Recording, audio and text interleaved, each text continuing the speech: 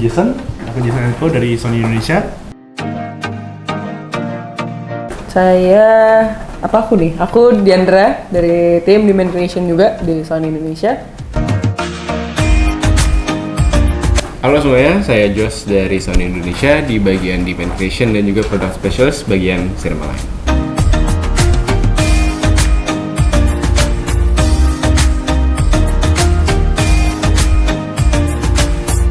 Nah, di sini teman-teman, ini adalah kamera FX30. Nah, sebenarnya ini tuh bukan versi upgrade dari sebelumnya yang yaitu FX3 atau FX3.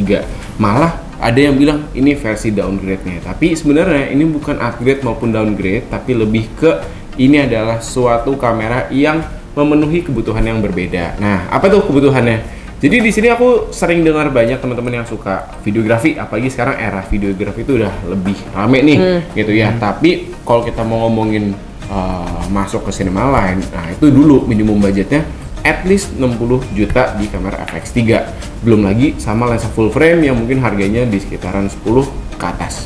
Nah, jadi kalau dari kita ngomongin harga di 70 jutaan, mungkin itu rada challenging nih buat teman-teman yang baru mau mulai belajar video itu untuk nyobain Cinema Line. Makanya kita kasih nih solusinya, yaitu kamera FX30 yang dengan harga 26.999 udah bisa kalian dapetin dan rasain kehebatan kamera Cinema Line. Fiturnya mirip banget, udah ada 4K 120, 10 bit 422, udah ada internal fan, pokoknya juga udah benar-benar enak untuk dipakai video gitu ya. Jadi untuk harga yang gak nyampe setengahnya FX3, kalian udah bisa ngerasain Cinema Line.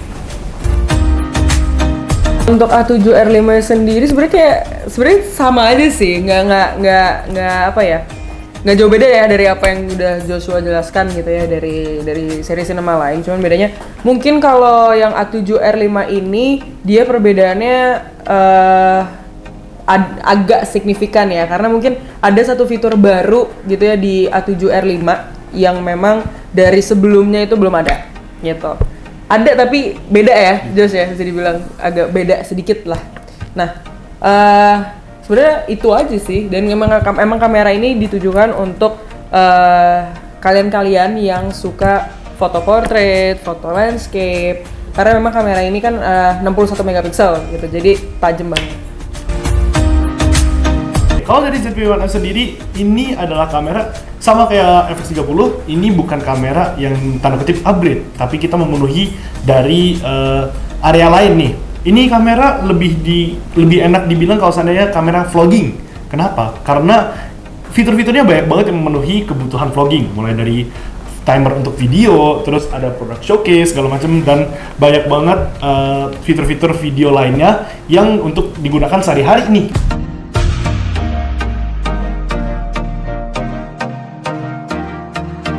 Perbedaannya nggak signifikan. Memang ini kalau misalnya kita pasang kita hit secara teknikal banget, dia itu sedikit lebih lebar jatuhnya. Dan itu juga, tapi lebarnya nggak lebih banyak. Perbedaan signifikannya jujur nggak ada, jujur banget nggak ada. Tapi yang bisa dilihat di sini adalah di lensanya sendiri.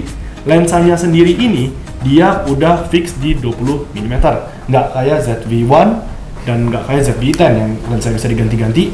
Ini dia cuma stay di 20. Artinya apa? Dia nggak akan tambah berat, dia nggak akan maju ke depan gitu. Dan kelebihan di sini juga, di sini ada ringnya. Dan ini artinya apa? Kita bisa tambahin ND filter dan kebutuhan-kebutuhan lainnya gitu loh. Nah, tentunya dari di sebelah sini udah mikrofon USB-nya udah pakai USB Type C. Dari sebelumnya yang masih menggunakan micro USB. Sebenarnya kalau dari perbedaannya ZV-1 dan ZV-1F kira-kira itu aja sih sebenarnya. Bodinya agak sedikit kelihatan ya, lebih berbeda gitu, karena gripnya dia agak lebih besar sedikit. Terus juga yang lebih barunya lagi adalah si LCD-nya ini. Jadi LCD-nya ini tuh sekarang berbeda. Kalau dulu A7R4 itu dia cuman tilt atas bawah aja, jadi cuman gini aja. Nah, kalau yang sekarang ini udah bisa di flip juga LCD-nya, sama kayak A74, sama kayak A7S3 gitu ya. Jadi bisa seperti ini. Jadi kegunaannya juga lebih memudahkan gitu ya, lebih simpel, karena kadang tuh kalau kita pakai yang LCD flip screen kayak gini kadang suka ketahan sama USB kan di sini. Yeah. Nah, jadi dengan A7R5 bisa di tilt seperti ini, kita bisa langsung colokin USB tanpa harus terganggu.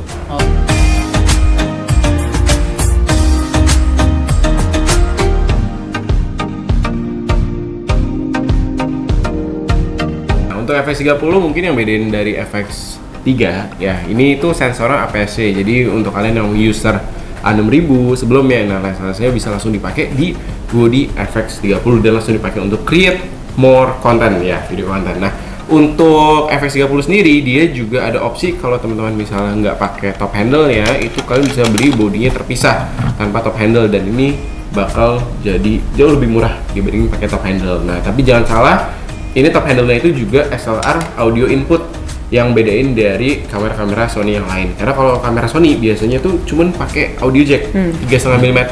Tapi dengan adanya top handle ini, kalian bisa masukin audio jack yang XLR ya, dan ini udah phantom power. Jadi kalau temen pakai mikrofon yang kondenser atau pakai mikrofon shotgun, itu bisa banget langsung masuk ke dalam FX30 tanpa ada noise sedikit pun gitu. Nah, mungkin kalau kita ngomongin compare sama FX3, dia tuh kayak kurang terlalu banyak bedanya selain dua hal itu. Tapi mungkin yang bedain kamera FX3 dan FX30 dengan kamera Sony Alpha lainnya kayak gitu. Nah, salah satunya karena ini kamera cinema line, ini tuh punya yang namanya internal fan.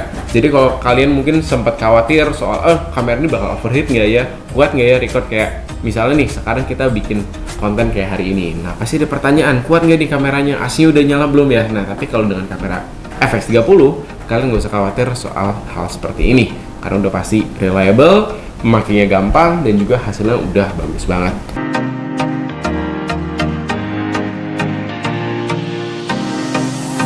Oke, ya jadi buat teman-teman yang mungkin mau belajar kamera profesional, nah ini jawaban yang tepat karena sekali lagi dia ini kamera cinema line, dan kamera cinema line itu punya 3 aspek yang penting. Yang pertama look, and then operability dan reliability.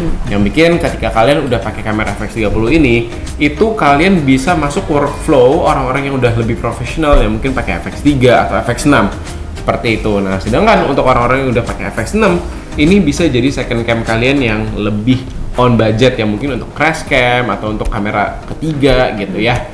Dan ini bisa kasih look atau hasil yang menyerupai seperti itu ya. Jadi untuk teman-teman yang mau belajar, yang nggak mau upgrade lagi, yang mau fokus ke film, video, cinematic video atau content creation, nah bisa pakai kamera ini.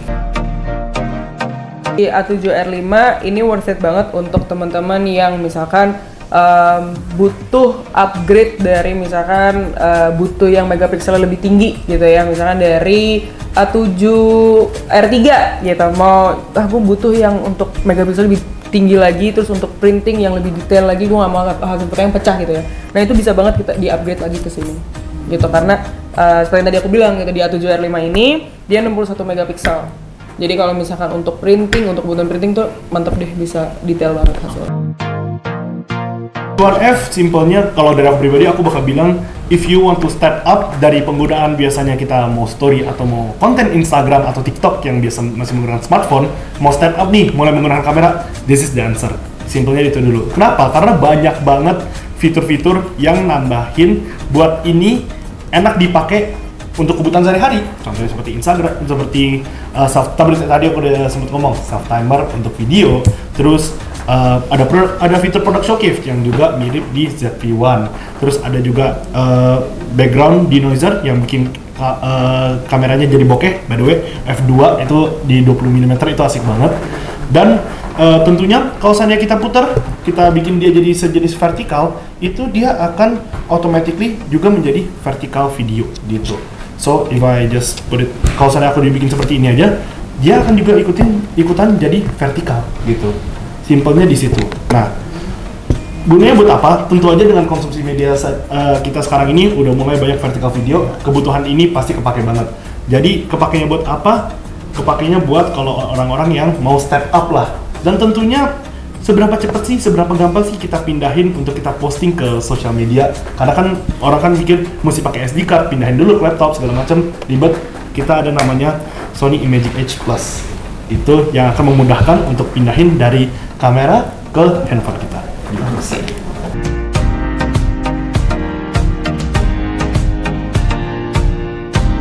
Yang pertama adalah jelas ini yang paling menonjol, product showcase itu salah satu yang paling menonjol juga, dan juga ada background denoiser yang tadi aku udah sebutin. Tapi yang baru-baru adalah pertama, di kamera sekecil ini kita udah punya creative look. yang mirip bahkan sama kayak A7R5 sama kayak FX30 yang which is menurut aku udah upgradean dari yang sebelumnya.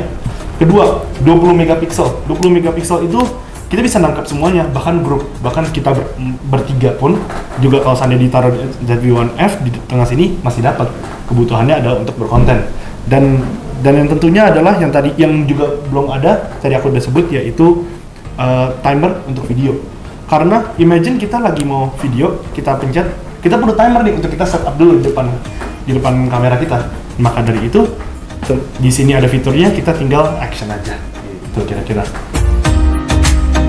Paling menonjol dari A7R5 itu ya selain sensornya, selain artificial intelligence-nya juga gitu ya. Creative Look sih, sama. Jadi di kamera-kamera terbarunya Sony rata-rata udah ada Creative Look gitu. Jadi Creative Look itu adalah 10 warna yang bisa kita custom sesuai dengan keinginan kita. Misalkan dari kontrasnya, highlights-nya, shadow-nya, dan lain sebagainya gitu. Itu mungkin yang paling menonjol dari A7R5. Dan juga mungkin dari A7R5 ini sudah kepake juga ya sama para apa namanya fotografer landscape gitu ya, karena fotografer landscape itu kan juga suka ya kayak pakai pixel shift multi shooting namanya. Jadi dia stacking gitu fotonya, dan ini udah ada fiturnya juga, dan untuk proses stackingnya pun juga mudah sih karena kita juga memberikan aplikasi gratis itu yang ada di laptop namanya Imaging Edge juga, sama Imaging Edge Desktop namanya. Dan di situ pun juga bisa kita stacking juga di situ hasil foto-fotonya. Gitu. Ya, untuk FX30, nah buat teman-teman yang mau nyari fitur yang mau di-highlight banget nih, sebenarnya yang pertama adalah desain bodinya. Nah, mungkin teman-teman lihat ya, ini beda banget sama kamera Sony Alpha yang biasanya, karena dia tuh gripnya lucu, didesain untuk penggunaan low angle. Jadi kalau kalian bisa jempolnya itu di belakang kayak gini, itu didesain untuk jempolnya di atas. Nah, kalian bisa lihat di sini, mungkin bisa di zoom. Nah, ini tuh di sini ada joysticknya teman-teman, bukan di belakang bodi kamera.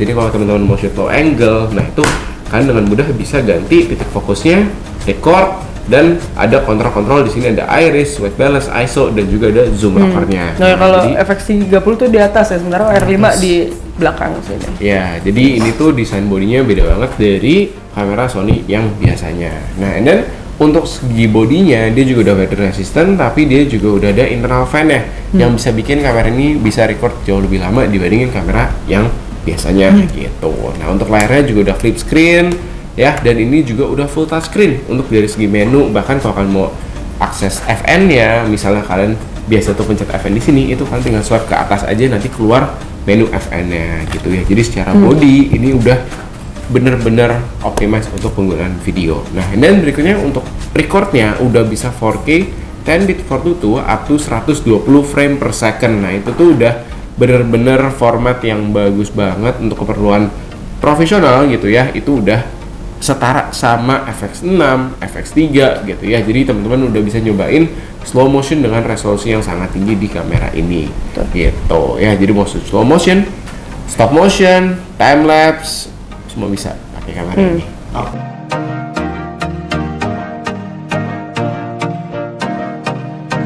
Sebenarnya ini kita tunjukkan untuk kalian yang pelajar yang mau belajar videografi. Kenapa? Karena kalau misalnya kalian mau belajar video nih, tapi investnya ke kamera-kamera yang basic, pada akhirnya kalian harus upgrade lagi gitu kan. Nah, tapi kamera FX30 ini didesain supaya kalian itu nggak usah upgrade dalam waktu jangka yang dekat, karena kalian udah bisa masuk ke workflow dunia profesional dengan kamera FX30 ini dengan harga yang untuk budget pelajar. Jadi kalau kalian mau belajar video bisa pakai kamera FX30 ini gitu. Ini lebih ditujukan untuk para profesional sih, gitu. Karena dari segi fisiknya gitu ya, terus juga dari fitur-fiturnya itu lebih kepake ke para profesional.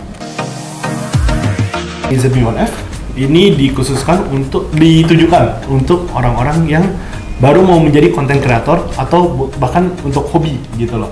Untuk orang-orang yang suka untuk aktif di Instagram atau mungkin di TikTok dan juga mau step up dari smartphone biasanya. Nah, inilah kameranya. Karena balik lagi fitur-fiturnya udah mencukupi banget untuk kita kebutuhan konten yang seperti di Instagram dan di TikTok.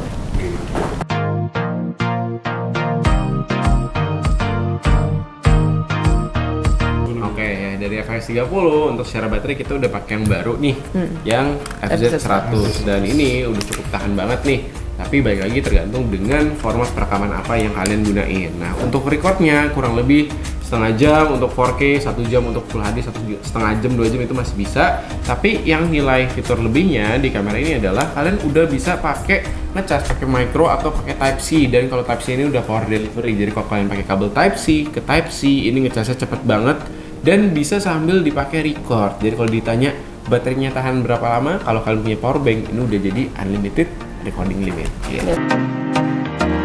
Sebenarnya kalau A7R5 juga sama ya, karena kan dia menggunakan baterai yang sama seperti FX30 gitu ya, karena FZ100, dan juga dia sama juga kayak FX30 bisa dipakai sambil di charge juga. Cuman mungkin karena ini penggunaannya untuk foto, mungkin dia agak lebih lama sedikit untuk bertahan gitu. V1M sendiri jujur baterainya paling kecil karena bodinya juga kecil ya, paling kecil. Tapi dari pengalaman aku, pengguna aku cukup kok satu baterai untuk penggunaan 1 hari gitu.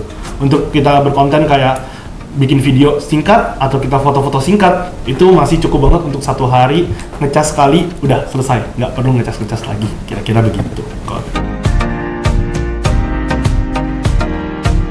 Nah, jadi untuk ngecek shutter count kamera kalian, itu kalian tinggal foto yang paling baru, ya langsung upload ke websitenya. Cari aja website untuk ngecek shutter count dari Sony, kayak gitu. Pastiin fotonya itu yang beneran ya, jangan pakai foto yang udah dikirim mungkin ke WhatsApp, ke kompres, ke ganti, karena nanti metadata shutter count-nya hilang. Karena di dalam setiap foto kamera Sony itu udah ada data shutter count-nya berapa, gitu. Tinggal cari aplikasi atau website yang bisa baca angka tersebut.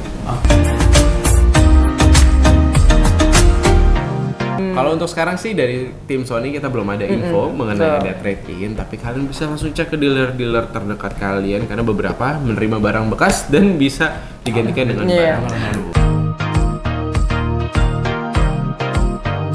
Oke, nah misalkan kalau karena shutter count itu balik lagi tergantung dari masa garansinya. Kalau dalam setahun itu udah bisa rusak, nah itu bisa langsung dicek ke authorized Sony Service Center, karena nanti dari situ bakal dicek kerusakannya apakah karena user atau karena pabriknya gitu. Kalau kerusakan dari pabrik kita akan ganti baru. Betul. Gitu. Kalau kerusakan user mungkin kita bisa bantu untuk biaya reparasinya karena masih dalam masa garansi. Nah, shutter count itu sebenarnya mirip kayak odometer kalau kalian naik mobil. Ada nggak mobil yang kilometernya dikit tapi udah lebih cepat rusak? Itu ada. Karena apa? Balik lagi itu nggak menentukan segalanya.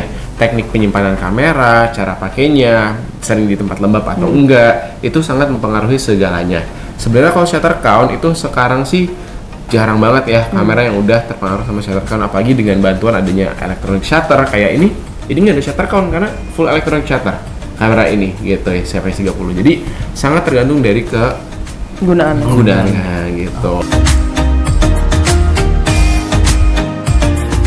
Sony TAF pakai A7R5. Jadi di A7R5 ini juga udah di-improve banget ya. Jadi untuk penggunaan memory card juga berpengaruh ketika kita lagi syuting RAW, terus kita burst, itu hampir nggak ada buffer, waktu buffernya itu udah hampir nggak ada. Jadi itu kombinasi yang sangat pas. Jadi aku menyarankan Sony TAF.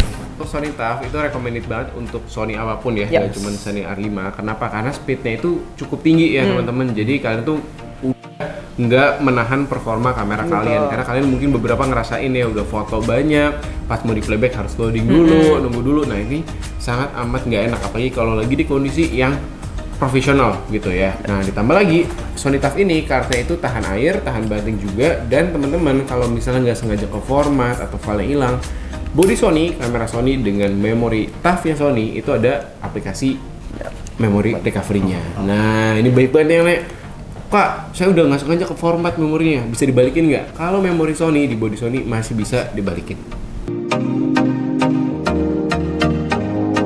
6400 mau cari upgrade, nah itu ada banyak opsinya. Kalau masih mau yang sama bisa ke 6600. Kalau misalnya mau ke arah lebih ke video bisa ke FX30. Nah ini excellent choice karena lensa pakai di A6400 yang bisa dipakai juga di FX30 gitu, atau mungkin mau upgrade ke full frame.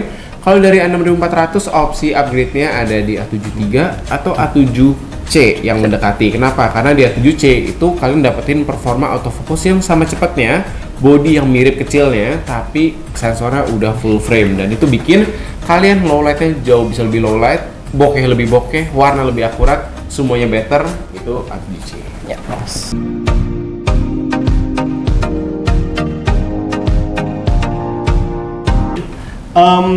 Aku sendiri memang berusaha untuk lebih aktif di Instagram kalau dalam konteks aku, dan aku coba berubah nih workflow-nya dari yang biasanya hanya pakai smartphone, tempel foto selesai, aku coba pakai ZV-1F. Yang pertama yang pasti tadi aku dijelasin juga, dengan menggunakan Sony Imaging H Plus, aku coba kirim datanya. Pertama, cepet banget, serius, seenak itu, dan datanya langsung dapet di handphone kita. Kita ya mungkin kalau seandainya perlu edit dikit ya udah, tapi biasanya langsung bisa dari kamera masuk ke dalam handphone, dan itu enak banget sih untuk kita pakai menjadi sebagai pengganti handphone lah kalau dalam kita berkonten gitu loh. Kalau dari aku enak sih, enak banget untuk penggunaan sehari-hari yang kita bisa bawa untuk berkonten lah, untuk menjadi konten kreator ke depannya gitu. Kalau aku pribadi, karena memang aku juga sukanya foto ya, aku lebih suka foto daripada video. Jadi menurutku penggunaan A7R5 untuk aku kepake banget gitu. Dari aku sih dari creative vlog yang pertama, karena creative vlognya especially aku suka banget sama black and white, dan black and white itu very contrast, dan aku bisa ngatur lagi lebih lanjut gitu. Kemudian juga dari 61 megapikselnya itu aku bisa cropping seleluasa mungkin gitu. Aku bisa cropping, misalkan aku ngerasa aku ngambil foto terlalu wide gitu ya. Kadang kan kayak orang tuh suka, aduh kok gue ngambil white banget gitu, tuh pengen cropping gitu. Tapi kan ada kalau cropping suka pecah gambarnya. Nah kalau pakai R7R5 ini aku ngerasa kalau di zoom itu aku masih bisa aku cropping lagi, jadi aku masih bisa mendapatkan foto yang lebih leluasa lagi. Terus juga kalau misalkan dari bodinya sendiri, aku juga handle-nya juga lebih enak sih. Handle-nya lebih enak, ditambah kalau misalkan aku sih lebih suka body yang gripnya agak gede. Karena kalau foto kan lebih kepegang ya. Kalau video kan bisa pakai handle, kadang juga bisa pakai gimbal dan lain-lain. Kalau aku tuh lebih suka yang intimate gitu, yang pegang ini gitu. Ya terus juga kalau foto aku juga enak banget pakai viewfinder-nya, karena viewfinder itu very clear. Terus juga warnanya warna real di lapangan gitu, jadi aku nggak bingung gitu. Kalau ini warnanya beda dengan hasilnya gitu. Tapi ini benar-benar sama, dan electronic viewfinder-nya juga dots-nya juga di-improve dari yang sebelumnya. Yes. Okay. Jadi kerasa banget sih aku. Siap. Oh, sama satu lagi, custom button-nya juga banyak banget. Jadi aku bisa lebih efektif gitu dalam penggunaannya. Misalkan contoh kayak mungkin dulu di seri A73 kalau teman-teman ada yang punya, ya dulu di sini tuh ada namanya EV exposure compensation. Di sini ada angka-angkanya. Nah dulu tuh masih belum bisa di custom. Nah kalau sekarang ini aku jadi bisa di custom lagi. Pesan-pesan. Nah, sebelumnya aku rajin banget pakai yang namanya Sony Alpha 7S3. Nah, itu sampai keluar Sony FX3. Lalu aku full time pakai Sony FX3. Untuk apa? Untuk produksi company profile, video dokumentasi, dan juga untuk bikin konten di Instagram, konten Reels. Nah, itu banyak banget dapat endorsean, dan mintanya itu kontennya harus bagus. Jadi nggak bisa cuma viral, tapi harus kualitas suaranya itu sesuai dengan produknya. Ngambil video juga harus audionya bagus, dan itu sangat amat bisa digunakan FX3. Tapi FX3 yang tadi aku bilang harganya itu di 60-an. Sebenarnya untuk keperluan film layar lebar, bukan untuk bikin konten. Nah, ini dateng nih FX30. Aku coba pakai. Apakah menyaingi? Ternyata makanya lebih enak. Kenapa? Kamera ini lebih ringan, lensanya juga bisa pakai lensa APS-C, dan audionya juga sama jernihnya. Jadi untuk keperluan sehari-hariku, untuk penggunaan profesional pun ini udah menjawab kebutuhanku. Nah, mungkin sebelumnya kalian nggak merasakan buat apa sih pakai FX30, pakai Cinema Line, tapi begitu kalian udah ngerti video, nyobain pakai Cinema Line, kebiasa nih ada di sini, ada di sini, ada di sini, semuanya bisa di custom ya. Itu baru kalian ngerasain kok nggak bisa kerja tanpa Cinema Line gitu. Jadi kesan-pesan Bagus. Wah. Perfect.